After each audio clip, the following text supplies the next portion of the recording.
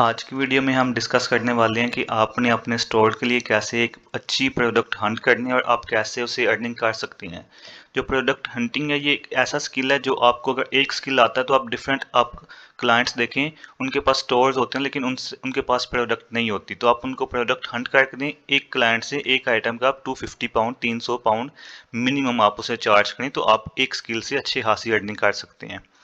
आप कैसे product Hunt कर सकते हैं वो आज हम डिस्कस करते हैं। देखें, जो प्रोडक्ट हंटिंग होती है किसी भी, अब देखें आप स्टोर अपना अमेजोन पे बना लेते हैं, आप शॉप एक ले लेते हैं, लेकिन उसके बाद क्या स्टेप होता है कि आपने बेचना क्या है, उसे कहते हैं प्रोडक्ट हंटिंग। अब आपने अमेजोन का स्टोर बना लिया, ईबे का बना लिया, कोई भी एटसीपी आपने किसी भी वेबसाइट पे जाकर स्टोर बनाते हैं, अब आपने उसके लिए प्रोडक्ट हंटिंग करनी होती है जो कि किसी भी बिजनेस की बैकबोन होती है। तो आपने कैसे हंट करना है मैं आपको आज इस वीडियो शॉर्ट वीडियो में आज आपको ये चीज़ें सारी बताता हूँ। उसके बाद प्रोडक्ट ऐसी चीज़ होती है जो किंग नहीं होती, लेकिन आपको किंग बनाने में सबसे ज़्यादा किरदार उसी का होता है। ये कुछ स्टेप्स हैं, इनको आप फॉलो, जब भी आपने कोई भी चीज़ हंट करनी है आपने इनको अपने माइंड में रखना है। नंबर 1 पे आ जाता है हाई डिमांड, कि उस प्रोडक्ट की डिमांड सबसे ज़्यादा होनी चाहिए। नंबर 2 पे आ जाता है लो कॉस्ट, कम कॉस्ट वाली होनी चाहिए ताकि आपके जो पैसे हैं वो कम से कम इन्वेस्ट हो और आपको अर्निंग ज़्यादा हो। नंबर 3 पे आ जाता है लो कंपटीशन, कम कंपटीशन वाली चीज़ आपने हंट करनी है जिसमें आपको ज़्यादा पीपीसी ना चलाना पड़े, ज़्यादा स्पॉन्सर ना लगाना पड़े। लो कंपटीशन से मुराद ये भी है कि आपने ऐसी चीज़ हंट करनी है जिसके रिजल्ट्स कम आते हैं आपके पास, इजी टू रैंक, फिर उसको आपने पोजीशन नंबर 1 पे लेके आना आसान हो जाएगा। हाई प्रॉफिट, उसके बाद आ जाता है ब्रांड की चीज़ें बेचनी है या नहीं बेचनी है, रिव्यूज़ कैसे होने चाहिए, फीडबैक कैसे होने चाहिए, सीजनल हो या नॉन सीजनल। इसके अलावा small and light weight, easy to use, non technical, non fragile, unique. अब हम डिटेल में इनको डिस्कस करते हैं कि इनसे मुराद क्या है, मतलब हाई डिमांड से मुराद क्या है। हाई डिमांड से मुराद ये है कि आपने ऐसी प्रोडक्ट हंट करनी है जिसकी डिमांड ज़्यादा हो। आप अपनी प्रोडक्ट को लेके कस्टमर्स तक ना जाएं, वो ऐसे हो जैसे एक मैग्नेट होता है, कस्टमर्स खुद खींचे चले आएँ। कस्टमर जब खुद सर्च करता है ना कि ये चीज़ उसे चाहिए, तो उसके वो जितने आपने जितनी मर्जी आपने प्राइस लगाई हुई हो वो उस पे आपसे परचेज कर लेता है, उसमें आपको ज़्यादा फ़ायदा होता है और उससे आप ज़्यादा अर्निंग कर सकते हैं। आपने हमेशा कोशिश करनी है जिसकी डिमांड ज़्यादा हो, आपने वो चीज़ हंट करनी है। नंबर टू नंबर 2 पे आता है लो कॉस्ट। इसमें आपने क्या करना है, अपनी ऐसी प्रोडक्ट हंट करनी है जिसकी कॉस्ट आपको कम से कम पड़ती हो। सपोज आप यूके की मार्केट में करते हैं तो आपको 1 पाउंड तक उसकी कॉस्ट पड़नी चाहिए। 1 पाउंड से देखिए, आप जब भी आप कोई भी बीज लगाते हैं, जब आप कोई दरख्त लगाते हैं तो उसका जो आप बीज लगाते हैं वो 5 या 10 रुपए का मिल जाता है आपको मार्केट से।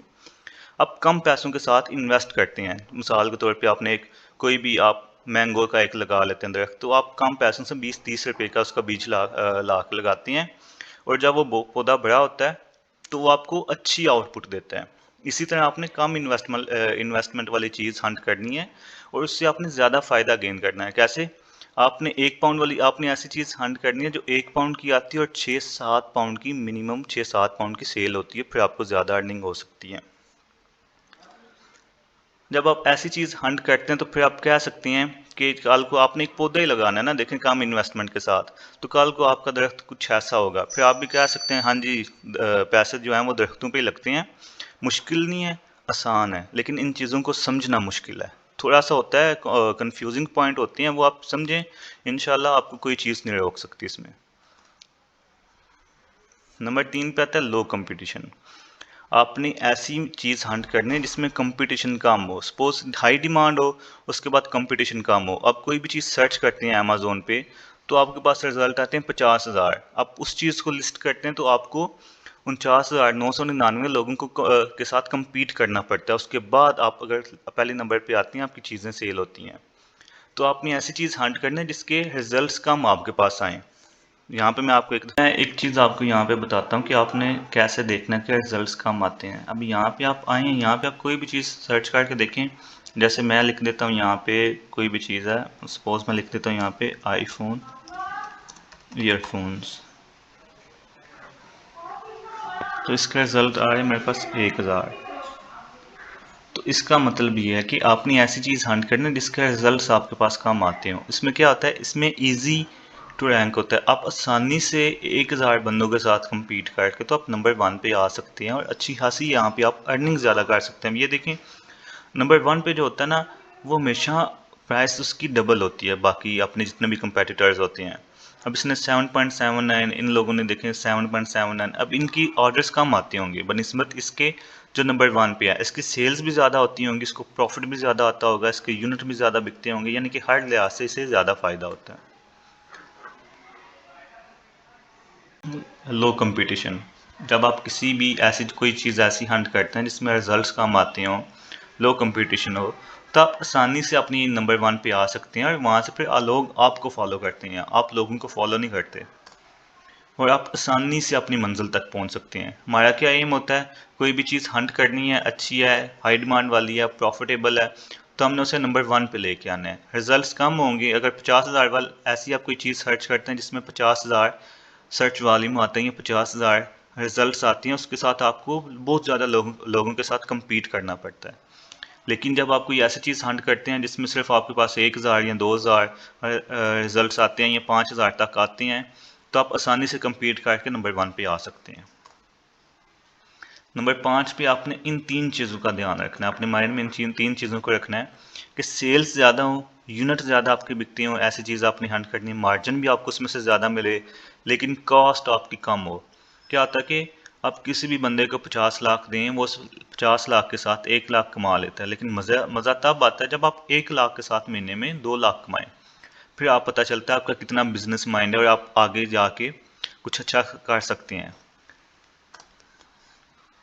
नंबर 6 पे आता है ब्रांड। आपने अनब्रांडेड चीज़ें लिस्ट करनी है, आपने कोई भी ब्रांड की चीज़ हंट नहीं करनी। जब भी आप किसी भी ब्रांड की कोई चीज़ लिस्ट करती हैं तो आपका अकाउंट कॉपीराइट आ जाता है, क्लेम कर लेते हैं काउंटरफेट की वजह से, तो आपका अकाउंट जो है वो सस्पेंड हो जाता है। अमेजोन उसी वक्त आपको अलाउ ही नहीं करता। आपने एप्पल, सैमसंग, नाइकी, एडिडास, आपने किसी ब्रांड की चीज़ लिस्ट ही नहीं कर सकते। ईबे पे क्या होता है, आपको रेप्लिका की वजह से कॉपीराइट आ जाता है और आपका अकाउंट भी सस्पेंड कर देते हैं। इसमें सबसे जो हर्ट करने वाली चीज़ होती है वो ये होती है कि आपने कोई अनब्रांडेड चीज़ लिस्ट की हुई है, आपने उस पर अच्छी खासी मेहनत की है, 2 महीने बाद जाके आपको आउटपुट मिलना स्टार्ट होती है। साथ ही आप कोई ऐसी चीज़ हंट करती हैं जो ब्रांड की होती है, आप लिस्ट करते हैं, आपका अकाउंट सस्पेंड हो जाता है, आपकी बाकी भी चीज़ें एंड हो जाती हैं, आपका अकाउंट सस्पेंड हो जाता है, आपकी बाकी मेहनत भी ज़ाया हो जाती है। नंबर 6 पे वही मैं आपको बता रहा हूँ कि आपने ब्रांड की चीज़ नहीं बेचनी। अगर आप बेचते हैं या आप कोई हंट करते हैं या आप मंगवाते हैं, लिस्ट करते हैं, तो आपका अकाउंट सस्पेंड हो जाएगा उसके बाद। अच्छा, नंबर 7 पे आता है रिव्यूज़, फीडबैक। आपने ऐसी चीज़ देखनी जिसके फीडबैक अच्छे हों, उसकी रेटिंग। अगर आप अमेज़ोन के लिए हंट करते हैं तो आपने अमेज़ोन पे देखना है कि उसके जो रेटिंग्स हैं, फीडबैक हैं, वो अच्छे होने चाहिए। आपने अपने माइंड में रखना है कि 4.2 से ज़्यादा उसकी पॉजिटिव रेटिंग्स होनी चाहिए। नंबर 8 पे आता है नॉन सीजनल। अब जब भी कोई सीजनल आइटम आप लेते हैं ना, तो उसकी सेल्स ऐसे, उसका ग्राफ ऐसे होता है। जब उसका सीज़न आता है पीक पे चली जाती है, जब उसका सीज़न आउट होता है तो वो नीचे आ जाती है। इसका मतलब ये होता है कि आपने जब पीक पे जाती है, आप सेल्स आपको अच्छी आती हैं, जो आप अपना मार्जिन कमाते हैं वो आपका डेड स्टॉक की सूरत में, आपका जितना भी मार्जिन होता है वो आपकी इन्वेस्टमेंट फंस जाती है, वो फिर डेड आइटम्स आपकी बन जाते हैं, वो फिर आपको ऑर्डर्स कम आते हैं और आपकी जो चीज़ें होती हैं वो डंप हो जाते हैं। फिर आपको 1 साल तक वेट करना पड़ता है कि उसका सीज़न आए तो आप दोबारा उसे बेचें। जबकि नॉन सीजनल में क्या होता है, आपको मेहनत स्टार्टिंग में ज़्यादा करनी पड़ती है, लेकिन आहिस्ता आहिस्ता आपकी चीज़ स्टेबल हो जाए तो आपको सेल्स, एक आपका ग्राफ जो होता है वो पैरेलल हो जाता है, आपको अच्छे खासे उसके ऑर्डर्स आते हैं, अप्स एंड डाउन नहीं उसमें आते। हाँ जी, नंबर 9 पे जो आता है ये सबसे मेन और की पॉइंट है। अमेजोन पे अगर आप काम करते हैं तो स्मॉल बट माइटी। इसमें क्या होता है, आपने छोटी से छोटी चीज़ हंट करनी है जिसकी FBA फीस आपको बहुत कम पड़ती हो। अब जब आपको FBA फीस कम पड़ती होगी तो ऑटोमेटिकली उसकी कॉस्ट भी आपको कम पड़ती होगी। जितनी छोटी चीज़ होगी उतनी कम उसकी कॉस्ट होगी और उसमें आपको मार्जिन ज़्यादा मिलेगा। कैसे में अभी आप नंबर 10 पे आ जाता है easy to use, user friendly आपकी चीज़ होनी चाहिए। आपने कोई ऐसी चीज़ नहीं हंट करनी जो इतनी ज़्यादा कॉम्प्लिकेटेड हो, आपको कस्टमर्स के मैसेजेस आएँ कि हमने इसको यूज़ कैसे करना है, हमने आपसे परचेज़ कर ले लेकिन हम इसे यूज़ कैसे करें। जैसे अभी मैंने आपको एक छोटा सा कन्वर्टर दिखाया ना, प्लग एंड प्ले, बहुत ईजी है यूज़ करना, हर बंदे को पता है उसको कैसे आपने यूज़ करना। तो ऐसी चीज़ आपने लेके आनी, कोई इंस्टॉलेशन या मतलब उसको ईजी है यूज़ करने में।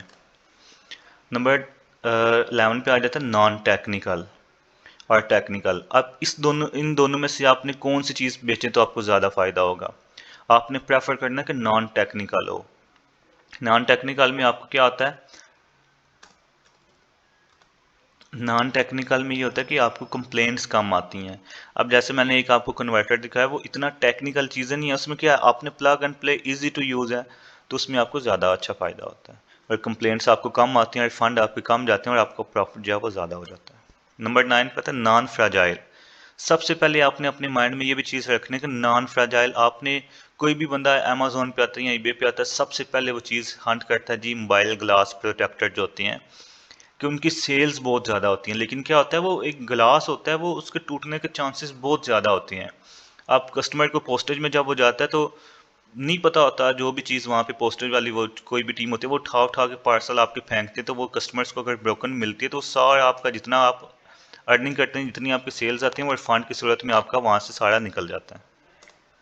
नंबर अपॉर्चुनिटीज़, अपॉर्चुनिटी कैसे आपको मिलती है, जब भी जॉब्स की, जब आप एक प्रोडक्ट हंटिंग स्किल्स आपको आती हैं, आपको पता है कि आप अच्छी चीज़ हंट कर सकती हैं। अमेज़न के लिए, ईबे के लिए, फाइवर पे, अपवर्क पे लोग लाइन में लगे होते हैं कि हमें अच्छी चीज़ हंट करके दें, हमसे $300-400 आप ले लें, क्योंकि सबसे जो मुश्किल काम होता है वो प्रोडक्ट हंटिंग होता है। तो अगर आपको प्रोडक्ट हंटिंग आती है, आप वहाँ से अपने आप प्रोफाइल अपनी बनाएं, वहाँ से आप क्लाइंट्स को डील करते जाएं। एक चीज़ हंट करके देने के अगर आपको 60-70 हज़ार रुपये मिलती हैं पाकिस्तानी, तो और आपको क्या चाहिए। आप एक वीक लें, एक वीक में एक चीज़ उसे अच्छी हंट करके दें और अच्छी खासी आप अर्निंग स्टार्ट कर सकते हैं सिर्फ एक स्किल से। सिर्फ प्रोडक्ट हंटिंग से आप अच्छी खासी पाकिस्तान में बैठ के थोड़ा सा टाइम दे के अच्छी आप अर्निंग कर सकते हैं। तो इसी तरह मज़ीद इन्फॉर्मेटिव वीडियोज़ के लिए हमारे चैनल को सब्सक्राइब कर लें और इंशाल्लाह मज़ीद वीडियोज़ आती रहेंगी। अल्लाह हाफिज़।